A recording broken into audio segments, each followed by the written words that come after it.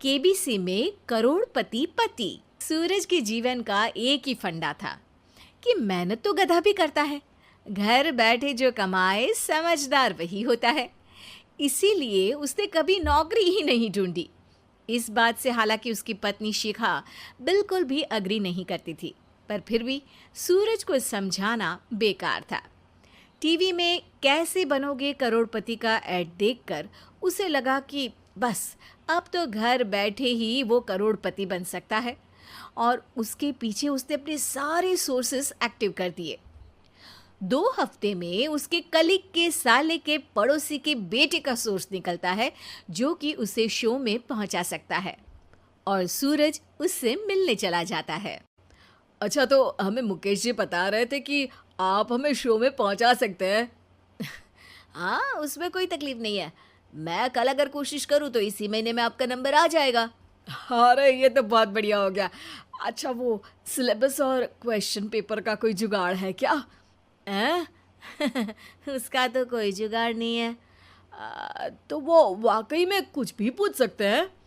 हाँ, वो तो बच्चन जी पर है, जो पढ़ते हैं वो पूछ लेते हैं। पहली कोशिश फेल होने पर अब सूरज के सामने एक बहुत बड़ा सवाल था कि आखिर जवाब कहाँ से लाए। तब शिखा ने एक सजेशन दिया, क्यों ना सूरज अपने चचेरे भाई सुमित से मदद मांगे, जो कि यूपीएससी की तैयारी कर रहा था। हालांकि इतनी मेहनत करना सूरज को समझ में नहीं आता था, पर कोई और रास्ता ना मिलने पर वो आखिर सुमित से बात करता है। अरे सुमित, हमारा कैसे बनोगे करोड़पति के लिए सिलेक्शन होने वाला है। तुम हमें थोड़े चिट बनाने में मदद करोगे क्या? अरे भैया, चिट बनाए तो सालों हो गए, उसमें हमारा एक्सपर्टीज नहीं है। बल्कि आप बोलो तो हम आपकी पढ़ने में ज़रूर मदद कर सकते हैं। हट, कैसी अनाप शराब बातें कर रहा है तू। सूरज ने सुमित को मना तो कर दिया था, पर तैयारी करने के सिवाय कोई चारा उसे दिख भी नहीं रहा था। खासकर जब 12 के पेपर लीक करने के एक्सपर्ट शुक्ला जो भी हाथ जोड़ लेते हैं। आखिर सूरज को सुमित के पास जाना ही पड़ा, और उसने सुमित और शिखा से वादा किया कि वो बहुत मेहनत करेगा।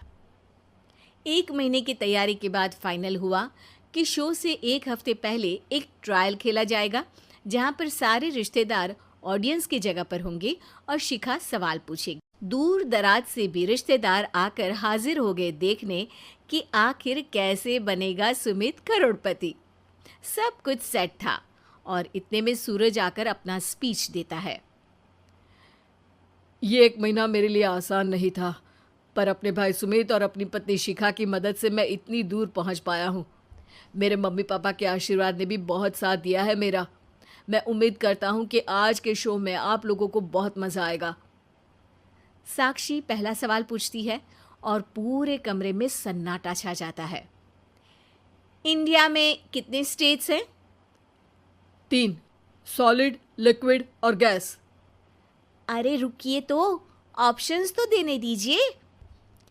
इतने में 5वीं कक्षा का चिंटू बोल उठता है। अरे क्या मामा, आप तो पहले सवाल पर ही आउट हो गए। अरे बेटा, पहला सवाल तो ट्रायल होता है ना। अरे तुम अब देखना। देखने जैसी बात तो थी ही। सूरज को इतना शांत किसी ने नहीं देखा था। कभी कभी तो लगता था मानो सूरज आंख खोलकर ही सो गया हो। मामा जल्दी करो प्लीज, कल सुबह पनवेल भी तो निकलना है। अरे हट, कंसंट्रेट करने दे मुझे। 3 सवाल में 3 लाइफलाइन खत्म हो चुकी थी, और अब चौथे सवाल पर भी सूरज का मौन नहीं टूटा। पर सूरज अभी भी हार मानने को तैयार नहीं था।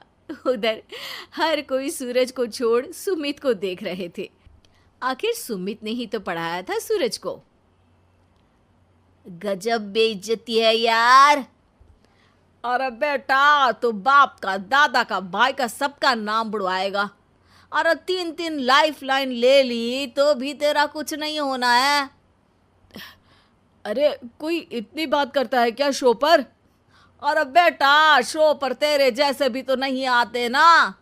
सूरज की ये जंग आखिर 1 घंटे बाद 5वें सवाल पर खत्म हो गई, जब उसने इंडिया के नेशनल बर्ड का नाम कहा, कौवा। अरे बेटा, मज़ा तो बहुत आया, बस थोड़ा टाइम पर ख़त्म होता तो आनंद भी आ जाता। ताने बारिश के बूंदों की तरह बरस रहे थे और सूरज को भी समझ आ रहा था कि ये करोड़पति बनना शायद उसके बस के बाहर की बात है। पर वो आखिर ये बात मान कैसे लेता? वो सख्त लौंडा जो ठहरा, उसने सोचा कि बेइज्जती तो हो ही चुकी है, पर अगर मैं हार नहीं मानूं तो शायद कुछ हो सकता है। शिखा, तुम देखना, असली शो में आग लगा दूंगा, आग। करोड़पति बनूंगा मैं। हाँ, सब्जियां खत्म हो गई है घर पे, ले आओ। पहले पति बन जाओ, फिर करोड़पति बनना। अरे गजब बेइज्जती है यार।